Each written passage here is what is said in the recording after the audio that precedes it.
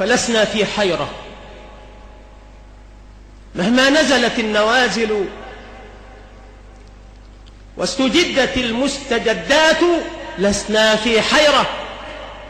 لا يكون أهل السنة يوما في حيرة، كيف وهم على البيضاء ليلها كنهارها لا يزيغ عنها إلا هالك. أغنانا الله بكتابه وبسنة نبيه صلى الله عليه وآله وسلم، وبفهم أصحاب نبينا ومن تبعهم بإحسان لكتابه وسنة نبيه، عن كل فكر وعن كل نظر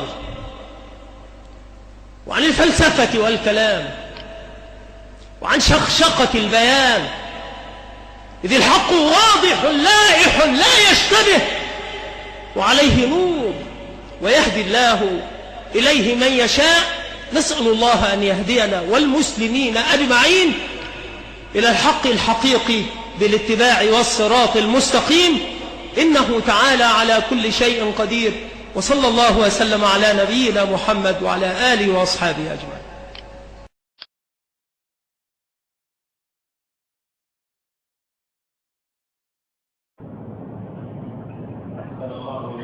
يقول الله سويدان في أحد يقول إن الله كان في الفراغ قبل أن يخلق العرض، فهل كلامه صحيح وهل على ما قال الذي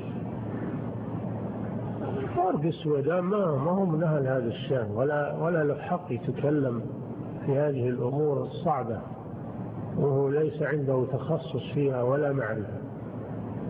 فالواجب الحذر من أشرطته، تحذير الناس من أشرطته، لأنه صادر عن جاهل.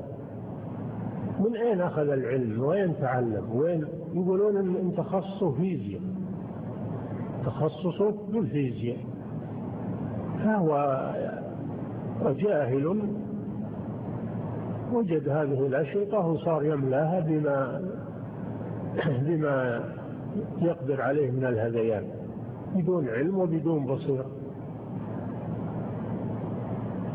وجاء أن الله جل وعلا سئل الرسول صلى الله عليه وسلم أين كان الله قبله؟ قال كان في عمى. عمى يعني فضاء. الله جل وعلا ليس في جهة مخلوقة لا تحيط به الجهات سبحانه وتعالى، ليس حالا في شيء من مخلوقات، بل هو بائن من خلقه. في عمى ما فوقه هواء وما تحته هواء، بمعنى أنه جل وعلا في فضاء ليس بمخلوق، لا يدخل في الخلق. لكن الدخول في هذه الأمور وترويجها على الناس والتشويش عليهم هذا ما يجوز، لا سيما إذا كان هذا من إنسان جاهل. لو سألته ما هو الفضاء، ما هو العمى، ما هو كذا، ما أجابك. نعم.